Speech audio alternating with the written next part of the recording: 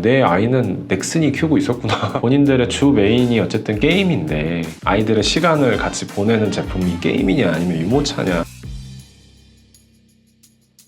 안녕하세요, 브리스코드 박상민입니다. 오늘 또 우리 피디님이 궁금한 거를 하나씩 한번 해소하는 시간을 가져보도록 하겠습니다. M&A를 떠올리면 실은 일상과 되게 멀리 떨어져 있다고 생각을 하잖아요. 아, 그쵸. 예전에 있었던 M&A 사례라든가 혹은 일상의 소비재가 알고 보니 이게 M&A가 됐었다고 이런 것들을 토대로 이제 콘텐츠를 만들어가고 있는데 오늘의 주제 또한 이제 많이들 접해보셨을 내용일 텐데 이제 넥슨이 명품 유모차 브랜드로 불리는 스토케라는 브랜드를 매각한다는 소식이었죠. 대표님은 이제 이 해당 브랜드를 알고 계셨나요? 유모차로 되게 유명했거든요. 넥슨이 샀을 때 당시에도 되게 유모차로 유명했던 회사고 브랜딩 자체를 마치 뭐 유모차계의 벤츠 막 이런 식으로 표현을 했단 말이에요. 사실 유모차 쪽은 그 흔히들 말하는 스트롤러라고 하는 바퀴를 굴리는 그 제품에 한해서는 뭐 부가부라는 브랜드도 있고 스토케도 많이들 사시죠. 그리고 뭐 줄지라든가 이런 것들을 이제 우리 피디님이 결혼하실 때 되면 결정을 하시게 될 텐데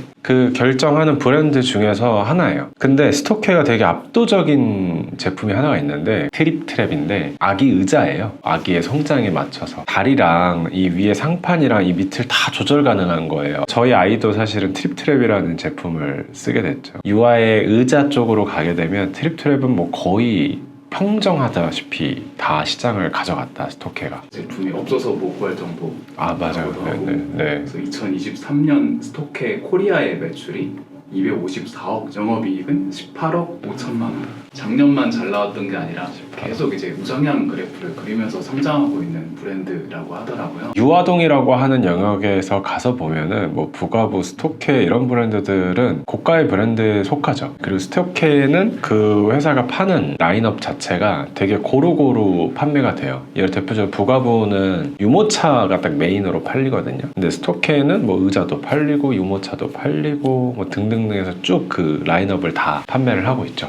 우리나라는 매년 좀 출생아 수가 줄고 있는 상황이잖아요. 맞아요. 근데 출산율은 낮은데 왜 유모차는 이렇게 많이 팔리는 걸까요? 애를 낳으면 한 명만 낳자라고 하는 주의가 있죠. 왜냐 워낙 결혼이 뒤에 있고 자산 형성의 그 부동산이라고 하는 게 너무 올라가 버려져 있고 그래서 결혼 정년기가 계속 그 정년기는 있지만 사실은 계속 늦어진단 말이에요. 그럼 생리학적으로 애를 낳을 수 있는 그런 시점이라는 게 계속 늦어지고 한정적이다 보니까 2명, 3명을 낳을 수가 없게 되는 거예요. 심지어 딩크족이라고 해서 애를 안 낳기도 하고 그러다 보니까 그 한 명한테 우리가 돈을 쓰는 것들에 대해서 그렇게 거리낌 없는 거예요. 애한테 교육 같은 거라든가 애가 사는 물건이라든가 이런 것들의 단가가 계속 올라가는 거죠. 그러다 보니 고가에 대한 유모차의 제품 같은 경우도 당연히 수요 같은 게 굉장히 많은 거죠. 전체적인 출산율 자체는 줄었지만 아이 한 명에 대한 지출하는 비용을 되게 거리낌 없이 소비를 하고 있다. 출산율이랑 그 키즈 산업과의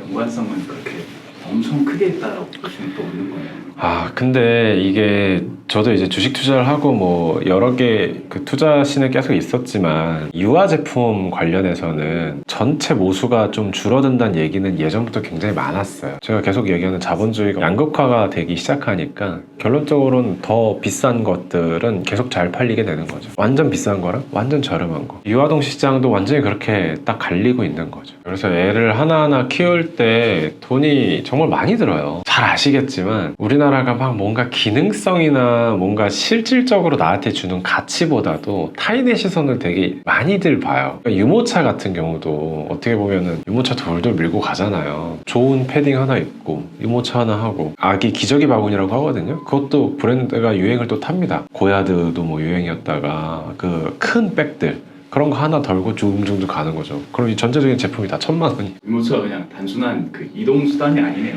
패션 제품이에요. 제가 볼 때 패션 제품이에요. 그래서 이제 그 스토케의 몸값도 굉장히 높게 책정이 되어 있더라고요. 2013년에 이제 NXC 넥슨의 지주회사가 5천억에 인수를 했는데 현재 이제 매각을 한다. 라고 했을 때 기업 가치는 한 7천억 정도 평가가 내려져 있더라고요. 근데 이게 넥슨이 게임 회사잖아요, 대표님. 네. 게임 회사가 유아용품 브랜드를 가지고 있었다는 것이 좀 신기했는데 넥슨은 왜 스토케를 인수를 했던 것일까요? 여러 개가 있을 것 같아요. 근데 제가 인수 시점을 정확하게 모르는데 언제? 2013년. 2013년이요. 그러면은 이제 ESG가 막 대두될 때는 아니었거든요. 근데 그런 것들은 있어요. 인류 기업이라고 얘기하는 회사들 있잖아요. 예를 들어서 삼성전자가 삼성그룹이 뭐 병원도 짓고 막 이런 것들 하는 행위들 보면은 우리가 사회에 공헌해야 된다라는 그게 인류 기업들한테는 자꾸 가지는 거예요. 기대의 양식이 있어요. 넥슨이라는 회사가 작은 회사가 아니고 게임계의 인류 기업이잖아요. 근데 이 회사가 어쨌든 많은 비난을 받을 수도 있고 많은 호응을 받을 수도 있는데 아이들이 커가는 거에 생태계에 기여를 하고 싶다라는 마음가짐이 있었을 수도 있고요. 실제로 그 FI라고 해서 완전 재무적으로도 훌륭했을 수도 있죠. 제 생각에는 넥슨이 재무적으로 훌륭한다고 해서 굳이 유모차 회사를 살 것 같지는 않거든요. 아마 그 ESG라고 하는 쪽에서 사회적인 우리가 기여를 가치를 주는 회사다 필요하고 싶지 않았을까라는 생각은 들어요. 홈페이지에 브랜딩이 되게 잘 된 회사는 홈페이지에 그 웬만한 문구가 다 있어요. 쭉 보니까 NXC에 대해서 어린이와 청소년을 대상으로 건강, 교육, 창의 분야에서 활발한 문화 프로젝트, 글로벌 사회 공헌을 진행하고 있다. 그리고 임팩트 투자라고 해서 다음 세대를 위해서 또 우리가 투자를 하고 있다. 아이가 되게 많이 나오네요. 근데 그런 얘기가 있거든요. 블리자드의 와우 홍보 담당하시는 분인가? 그분이 그런 얘기를 한 적이 있었어요. 와우라는 게임 혹시 해보셨나요? 해보진 않았습니다. 네, 저는 진짜 잠깐 해봤는데 되게 작은 사회라는 거예요. 거기서 뭐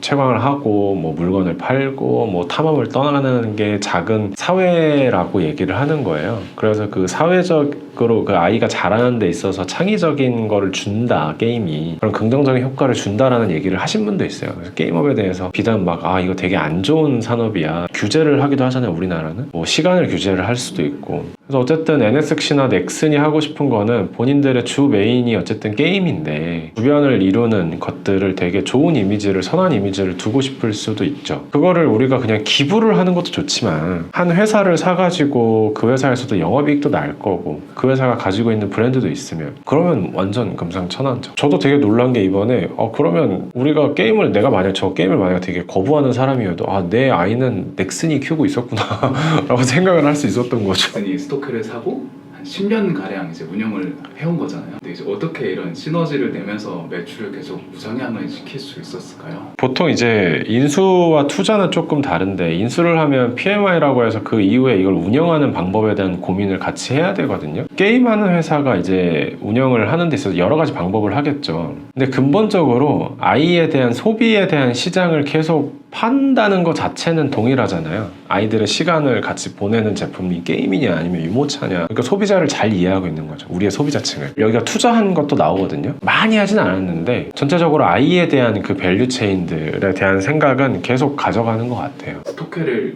매각을 추진하는 이유는 어떻게 될까요? 다양한 이유가 있겠죠. 계속 가지고 있어도 되는데 왜 파냐. 근데 파는 사람의 마음은 사실은 알 수가 없어요. 경영하기 싫다라고 해서 파는 경우도 있고 아파서 파는 경우도 있고 그래서 여러 가지가 있겠죠. 대부분 공통적으로 제 값을 잘 쳐주고 비싼 값을 쳐주면 언제든지 팔 수 있다. 그래서 아마 넥슨도 이 브랜드를 만약에 팔게 된다면 본인이 이걸 가지고 있으면 사회적 가치를 실현한다고 하는 그 ESG에서의 코드가 맞았을 텐데 이걸 팔아도 딱히 문제가 없다라는 생각이 들 수도 있고 분명 팔 때도 아마 좋은 가격을 쳐주면 팔겠다라고 할 것 같아요. 왜냐면 영업이익이 막 적자로 돌아서고 이러지는 않았잖아. 좋은 가격 받으면 팔겠다 컨셉 아닐까라는 생각이 듭니다. 우리 일상 속에서 이 회사가 저 회사 거였어요? 뭐 이런 컨셉을 쭉 보다 보면 너무 놀랄 것들이 너무 많죠. 저희도 조사하면서 볼 때마다 놀라잖아요. 그래서 그런 것들 보면 앞으로 더 이런 주제를 더 해보면 좋지 않을까.